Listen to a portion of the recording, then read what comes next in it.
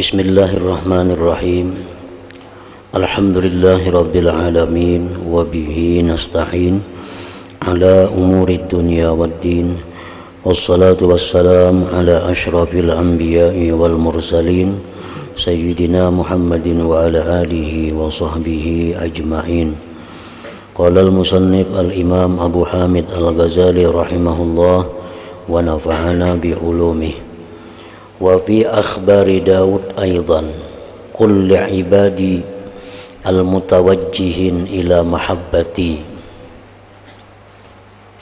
ما ضركم إذا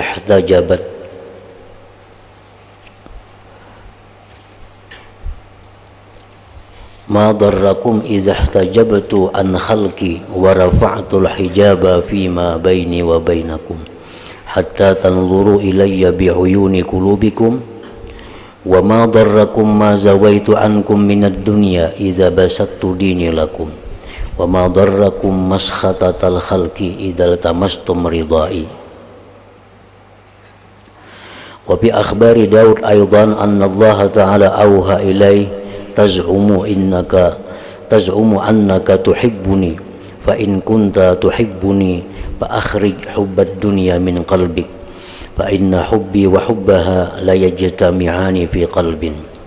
يا داود خالص حبيبي مخالصة وخالد أهل الدنيا مخالطة ودينك فقلدنيه ولا تقلد دينك الرجال. أما ما استبان لك مما وافق محبتي فتمسك به وأما ما أشكل عليك فقلدنيه حقا علي أني أسارع إلى سياستك وتقويمك وأكون قائدك ودليلك أعطيك من غير أن تسألني وأعينك على الشدائد وإني قد حلبت على نفسي أني لا أثيب إلا عبدا قد عرفت من طلبته وإرادته إلقاء كنفه بين يدي وإنه لا غنى به عني. فإذا كنت كذلك نزعت الذلة والوحشة عنك وأسكن الغنى قلبك فإني قد حلبت على نفسي أنه لا يطمئن عبد إلى نفسه ينظر إلى فعالها إلا وكلته إليها إلى آخره.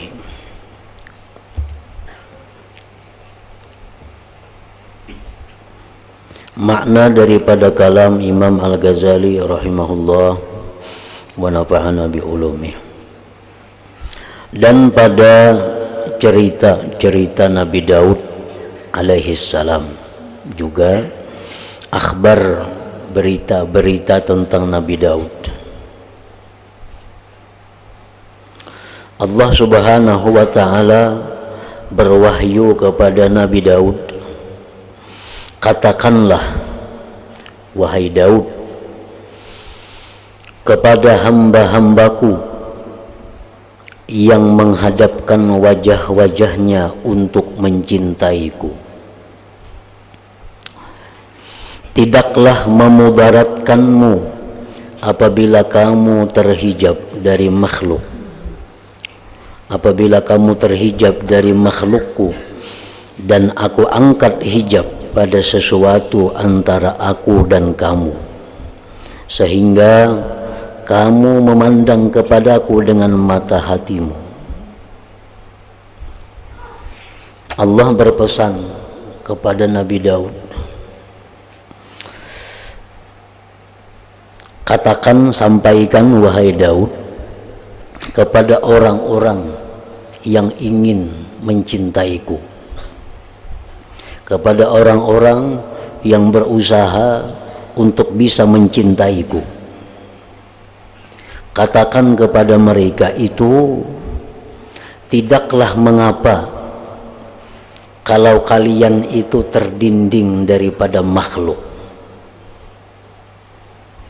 Maksudnya kadang mengapa kalau orang-orang manusia tidak menghargai engkau. Tidak mengapa kalau orang-orang tidak memuliakan engkau. Tidak mengapa kalau orang-orang itu mengganggu kepada engkau. dan aku angkat hijab pada sesuatu antara aku dan kamu, sehingga kamu memandang kepadaku dengan mata hatimu. Biarlah orang-orang tidak memuliakan kamu, biarlah orang-orang itu tidak menghargai kamu, itu tidak mengapa dibanding dengan hijab yang kubukakan antara engkau dan aku, ujar Tuhan.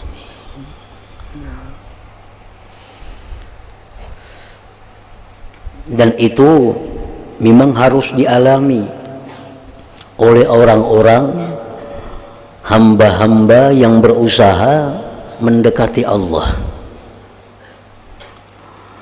Itu mesti dialami oleh orang-orang yang ingin makrifat kepada Allah, di mana makhluk ini biasanya tidak menghargainya. Makhluk ini bisa memusuhinya, tetangganya, orang dekatnya yang dulunya akrab bisa renggang dengan dia. Orang yang dulu menyayanginya sekarang bisa benci kepadanya. Memang itu harus dialami oleh orang-orang yang ingin mendekatkan diri kepada Allah. Sebabnya apa? Sebabnya agar menghilangkan ketergantungan hati si hamba ini daripada mereka-mereka itu. Allah itu ingin bahwa hanya Allah yang dicintai. Allah itu ingin hanya Allah yang kita pegang. Allah itu ingin hanya Allah yang dipercaya. Nah, apabila Allah menghendaki seorang hamba bisa demikian, maka terlebih dahulu hamba ini diputuskan daripada makhluk, sehingga makhluk ini kehilangan pegangan daripada makhluk lainnya dan hanya mengharapkan kepada Allah Subhanahu wa ta'ala. Kalau orang masih ada yang menyayangi kita mungkin hati masih ada ta'alluq dengan orang itu. Lalu ta'alluq kita ini terbagi ke antara Allah dan orang tersebut. Kalau orang itu masih memuliakan kita, maka hati kita ini masih terbagi dengan orang tersebut terhadap Allah. Allah ingin memurnikan cinta kita ini hanya kepada Allah. Allah itu ingin hanya kita ini memurnikan ketergantungan kita hanya kepada Allah. Nah, dibuat sedemikian rupa oleh Tuhan sehingga orang ini dulunya dimuliakan menjadi dicela-cela oleh orang. Dulunya orang sayang kepadanya, sekarang orang-orang benci kepadanya. Dulu orang-orang membantu kepadanya, sekarang orang-orang memutuskan hubungan dengan dia. Nah, dalam keadaan demikian itu, maka si hamba ini tidak ada lagi harapannya hanya kepada Allah. Nah, itu yang dikehendaki oleh Allah. Itu yang dikehendaki oleh Allah. Dan memang kita sulit untuk mencintai Allah semata-mata kalau orang-orang lain itu masih banyak yang mencintai kita. Kita sulit hanya berharap kepada Allah kalau orang-orang lain ini masih banyak yang menyalurkan bantuan kepada kita. Kita akan sulit bergantung hanya kepada Allah kalau orang lain banyak yang memperhatikan kita. Nah, oleh karena itu, kalau Allah menghendaki hamba ini menjadi hamba yang mulia, bila mana Allah menghendaki hamba ini hamba yang makrifat kepadanya, maka seluruh ketergantungan diputuskan oleh Allah. Nah, di saat itulah kita hanya kepada Allah berharap, kita hanya kepada Allah bergantung. Nah, disitulah kita menjadi seorang hamba Allah yang sebenar-benarnya. Nah, jadi ujar Tuhan kepada Nabi Daud, katakan kepada mereka-mereka yang hendak mencintaiku. Kadang mengapa orang lain itu putus hubungan asalkan terjalin hubungan kepadaku. Kadang mengapa orang lain itu membenci asalkan kamu bisa mencintaiku. Nah, kadang mengapa orang lain itu memusuhi kamu asalkan Allah sayang kepadamu. Nah, itu maksudnya. Katakanlah kepada hamba-hambaku yang menghadapkan wajah-wajahnya untuk mencintaiku, tidaklah memudaratkanmu apabila kamu terhijab dari makhlukku dan aku angkat hijab pada sesuatu antara aku dan kamu sehingga kamu memandang kepadaku dengan mata hatimu. Di zaman Rasulullah Shallallahu Alaihi Wasallam ada peperangan yang namanya Perang Badar. Nah, dalam peperangan Badar ini umat Islam jumlahnya 313 orang.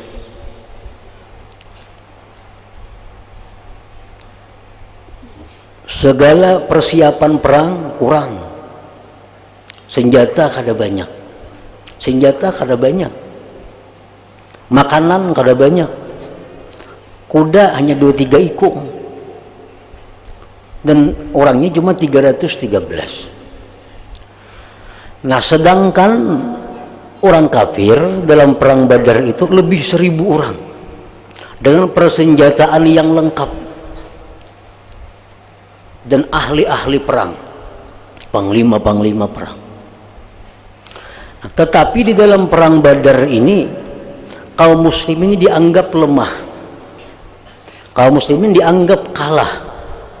Nah, sehingga 313 orang ini harapannya hanya satu kepada Allah. Yang lain senjata kada kawa diandalkan, tunggangan kada kawa diandalkan. Jadi yang kawa diandalkan hanya Allah semata. Dihadapi musuh begitu berat dan besar. Nah, pada waktu perang Badar itu umat Islam mendapatkan kemenangan yang luar biasa. Nah, demikianlah contohnya kalau kita ini dalam kehidupan ini hanya berharap satu kepada Allah. Boleh aja kita bakawan lawan yang lain, itu boleh. Nah, kita bersahabat lawan yang lain, kada dilarang. Kita berhubungan lawan yang lain, kada dilarang.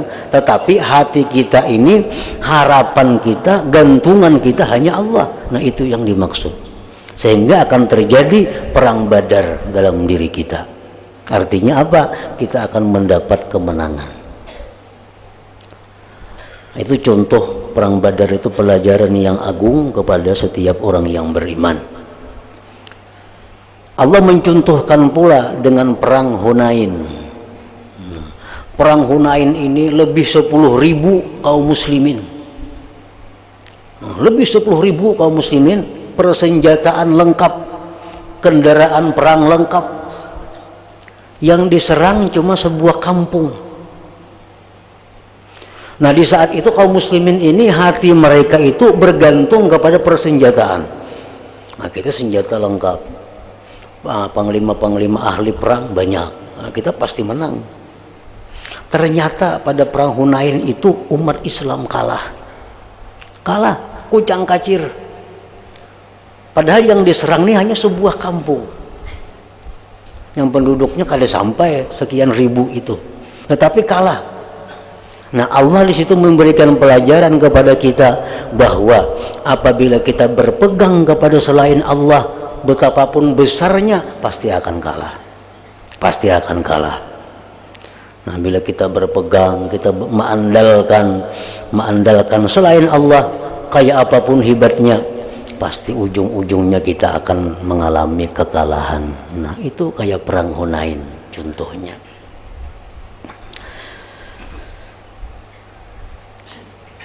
Dan tidaklah memudaratkanmu sesuatu yang kupalingkan darimu daripada dunia, apabila aku hamparkan agamaku untukmu. Kada apa-apa.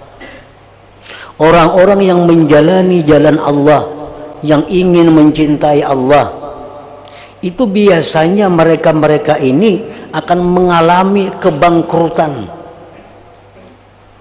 Akan mengalami kebangkrutan.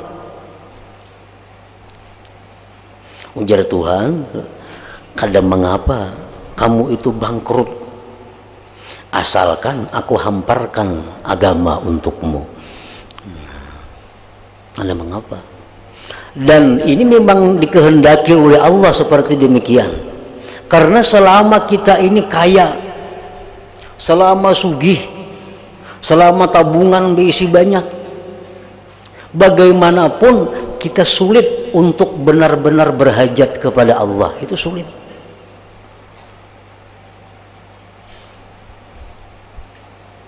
Kita ini berisi duit saling banyakan, tabungan banyak, kendaraan banyak, kebun banyak, perumahan banyak.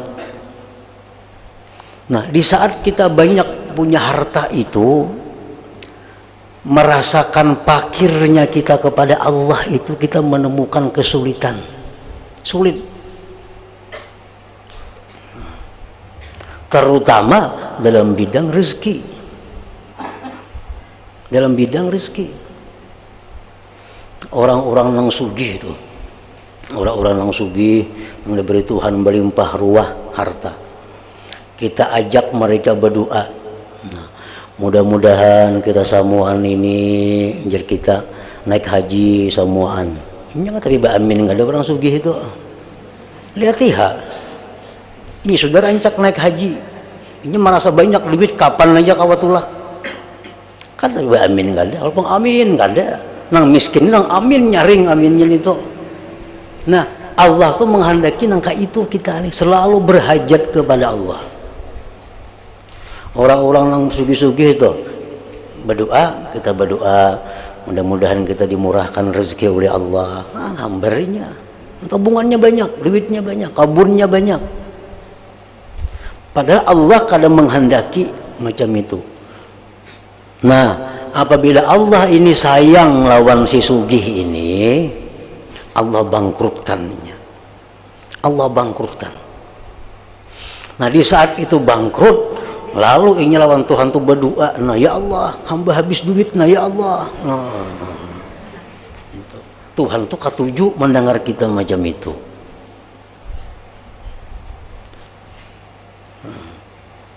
Orang tuh nang kada saling, nang kada diisi hutang. Kita boleh berdoa, mudah-mudahan hutang kita dilunasakan oleh Allah. Ada apa-apanya kada bisa hutang. Coba orang banyak hutang, nyaring aminnya. Coba akan aja. Itu menunjukkan berhajatnya kepada Allah itu beda antara orang sugih dengan orang miskin. Allah kada ketujuh orang itu kada berhajat kepada Allah. Nah, lalu bila Allah ini menghendaki si sugih ini dekat lawan Allah, Allah menghendaki si sugih ini jadi kekasih Allah, Allah bangkrutkan nang sugih ini. Dan ya Tuhan, kada mengapa itu, kada mengapa. Asalkan aku hamparkan kepadamu agamamu. Nah, dan bangkrutnya bangkrut sementara. Karena bila sudahnya makrifat kepada Allah, apapun yang ingin kehendaki akan diberikan oleh Allah. Jadi bukan bangkrut salawasan kada. Nah, karena sudah ingin jadi orang yang dikasihi Allah, dikasihi orang, dijadikan Allah orang dekat Allah, Allah pasti menawarkan kepadanya, sal tu'ta, mintalah akan diberi ya Tuhan. Nah, kenapa lagi? Nah, ini sudah jadi orang sugih nang bujur. Nah, sudah ma'rifat kepada Allah. Dan tidaklah memudaratkanmu sesuatu yang kupalingkan darimu daripada dunia, apabila aku hamparkan agamaku untukmu. Berdagang rugi, kada apa-apa. Kalau ibadah kita jalan kepada Allah, kalau ibadah kita jalan kepada Allah. Dan tidaklah memudaratkanmu oleh marahnya makhluk apabila kamu mencari keridhaanku. Ayo orang sarikan sealamanan lawan kita, kada jadi soal asal Tuhan ridha lawan kita. Asal Tuhan ridha. Bini kasarik kada bapak apalagi orang lain. Dan tidaklah memudaratkanmu oleh marahnya makhluk apabila kamu mencari keridhaanku. Memang kalau kita mencari keridhaan Allah, kita akan banyak punya musuh. Pedagang yang mencari keridhaan Allah, banyak orang nahiri. Kenapa? Ini berdagang murah. Kan mau mengenai, lalunya payu berdagang. Hiri yang lainnya. Dimusuhi orang jadinya itu mahantak ke haraga. Padahal mahantak itu nang bujur. Orang nih berdagang ada nama hantak haraga disariki orang. Padahal Allah katuju dihantak haragan itu. Supaya kaum muslim ini nukar kada sulit. Menang lain kada katuju sarigan.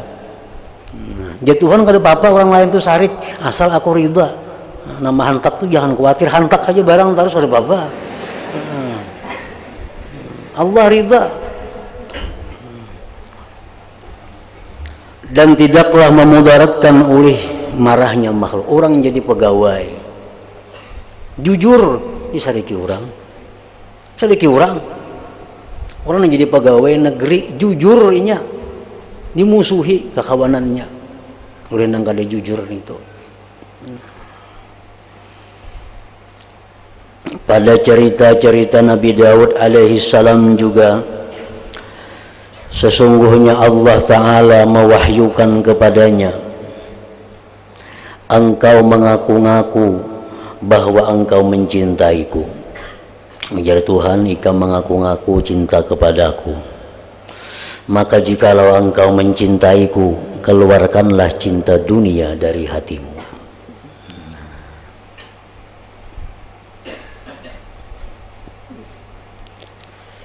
Maka jikalau engkau mencintaiku, keluarkanlah cinta dunia dari hatimu. Ingat kalau sudah kita dengaran dunia tuh, dunia itu barang atau apapun yang menyusahkan kita mati. Itu dunia ngarannya. Nang apakah bila mati kita jadi susah. Nah itu dunia.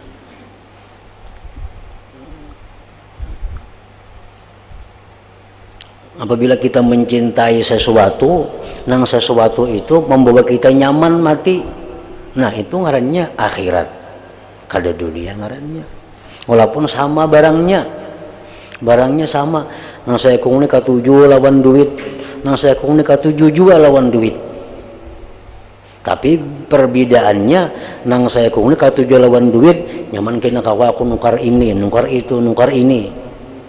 Ada nang saya kung aku dapat duit ni katuju, nyaman kena aku beribadah ini, ibadah itu. Nah itu aja mas. Katujunya kada apa-apa. Katuju lawan duit tu kada salah. Mung kada katuju lawan duit tu kada normal ngarannya. Kalau katuju lawan duit siapa kada katuju? Duit itu katuju kada katuju kada jadi masalah. Yang penting katujunya untuk apa?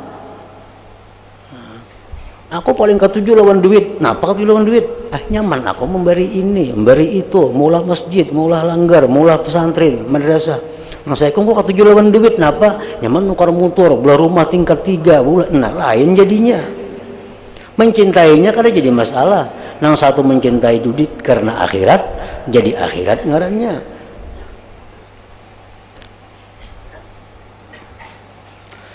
Engkau mengaku-ngaku bahwa engkau mencintaiku, maka jikalau engkau mencintaiku, keluarkanlah cinta dunia dari hatimu. Jadi pekerjaan, barang, harta, itu kita tahu aja sudah nih. Mana barangnya nang rajin membawa aku beribadah, nah cintaihan itu. Pusuti lap hari-hari kada apa-apa. Ini pan membawa aku beribadah nah. Mana barang yang maulah aku lupa lawan Allah, mana barang yang maulah aku jadi sombong, mana barang yang maulah aku jadi agak. Nah itu yang jangan lagi ada pada kita. Itu yang mesti dijauhkan dari diri kita.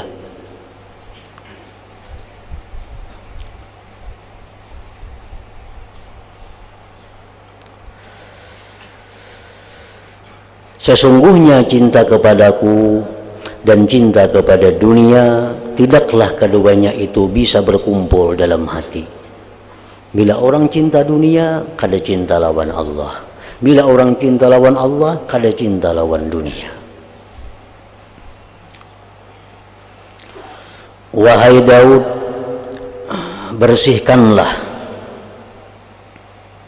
kekasih-kekasihku dengan sebersih-bersihnya. Dan berkumpullah dengan penduduk dunia dengan berkumpul yang sebenarnya.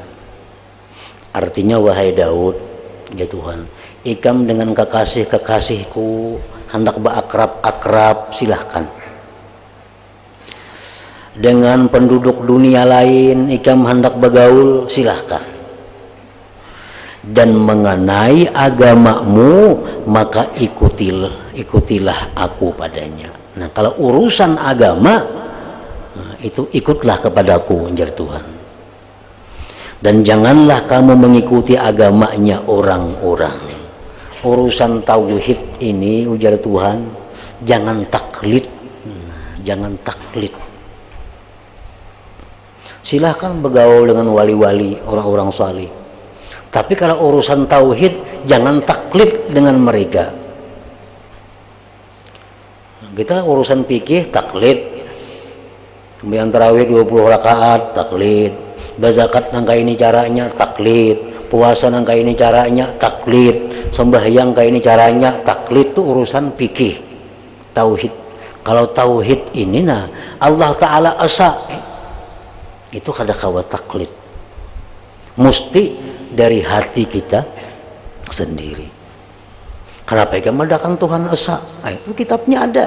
Kitabnya madahkan Tuhan esa. Kada kawa kayak itu. Kalau pikir kada ada bapak.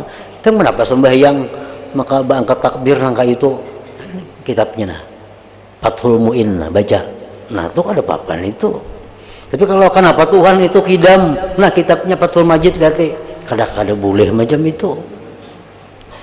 Itu tauhid ini mesti dari hati kita, dari hasil pemikiran kita.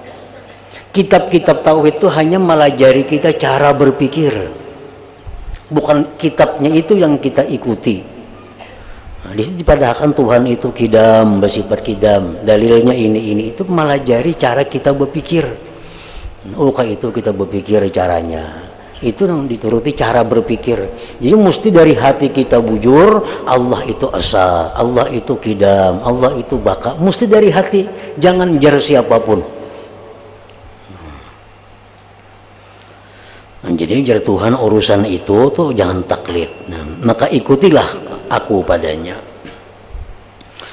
Dan janganlah kamu mengikuti agamanya orang-orang.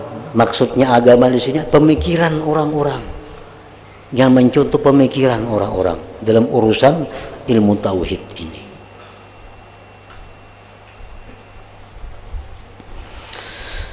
Adapun sesuatu yang telah nyata bagimu dari apa yang ada kesesuaian dengan kecintaan kepadaku, maka peganglah ia. Mengapa? Karena kita hadapi hari-hari ini sesuai saja lawan kecintaan Allah, pegang, ambil. Karena jadi soal itu. Apapun yang kita temui tiap hari dengan si A, dengan si B, kalau sesuai aja lawan kecintaan Allah, peganglah ia. Adapun yang menyulitkan atasmu, wahai Daud, maka ikutkanlah aku padanya. Pastilah atasku, ujar Tuhan, sesungguhnya aku bersegera pada kebijaksanaan dan pelurusan untukmu.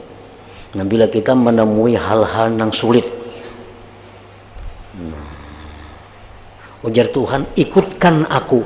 Nah, ikutkan aku untuk menentukan itu mana yang baik, mana yang salah. Niscaya, ujar Tuhan, aku bimbing kamu kepada jalan yang benar.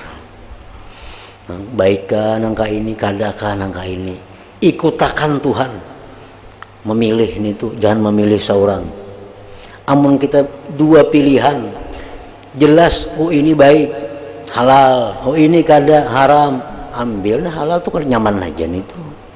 Tapi di waktu kita kebimbangan mengetahui mana yang baik, mana yang kada baik, kita kada tahu. Nah, itu nang Tuhan nih, umpatakan aku. Artinya apa? Sarahakan pilihan kepada aku. Istikharah, minta petunjuk kepada Allah. Allah pasti membimbing. Allah pasti memimpin. Pastilah atasku, pasti atasku, jar Tuhan. Nah, sesungguhnya aku bersegera pada kebijaksanaan dan pelurusan untukmu, dan adalah aku pemimpin dan penunjukmu. Aku memberi kepadamu tanpa kamu meminta aku. Aku menolongmu atas segala kesulitan. Sesungguhnya aku bersumpah atas diriku bahwa aku tidak memberi pahala, ujar Tuhan, kecuali kepada hamba yang aku kenal daripada yang dituntut dan dikehendakinya adalah membibirkan sayapnya di hadapanku. Nah, maksudnya itu, ujar Tuhan, aku kada memberi pahala orang yang beribadah kepadaku kalau ku ketahui orang itu tidak dengan dasar tawadu kepadaku. Membibirkan sayap itu artinya tawadu. Kalau kita beribadah kepada Allah dengan perasaan tawadu kepada Allah, nah itu Allah akan menerima, memberi pahala kepada ibadah itu.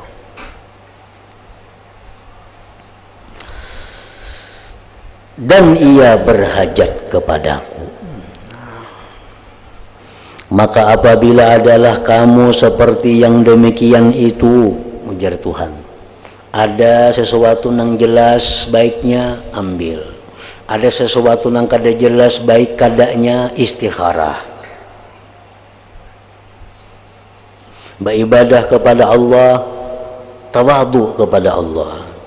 Nah, kalau kamu seperti yang demikian itu, niscaya aku cabut kehinaan dan keliaran dari kamu. Aku tempatkan kekayaan di hatimu, dan aku bersumpah, ujar Tuhan, atas diriku bahwa tidak tentramlah hambaku pada dirinya yang memandang pada perbuatan diri itu. Allah bersumpah kada akan memberi ketentraman seorang hamba yang bila mana hamba itu hanya memandang kepada dirinya tanpa memandang Allah Subhanahu wa ta'ala. Melainkan aku serahkan yang demikian padanya. Nah, kalau Tuhan sudah menyerahkan diri kita kepada kita, kita akan susah dan kita akan binasa. Ya Tuhan, kamu kubari akal, kamu kubari duit, kamu kubari sihat, kamu kubari segala macam, kamu atur diri kamu seorang. Nah, pacang binasa kita, pacangan binasa. Sandarkanlah segala sesuatumu itu kepadaku, ujar Tuhan. Sandarkanlah segala sesuatu itu kepadaku. Nah, ini ada berganti sedikit bacaannya. Nah, dan janganlah kamu melawan amalmu. Melawan amalmu. Arti melawan amalmu ini apa? Amal itu kan dari Allah. Jangan merasa dari kita. Kalau kita merasa amal dari kita, itu melawan amal. Dan janganlah kamu melawan amalmu. Lalu sambungannya, susahlah kamu. Susah kamu. Merasa kita itu nambah amal, itu susah.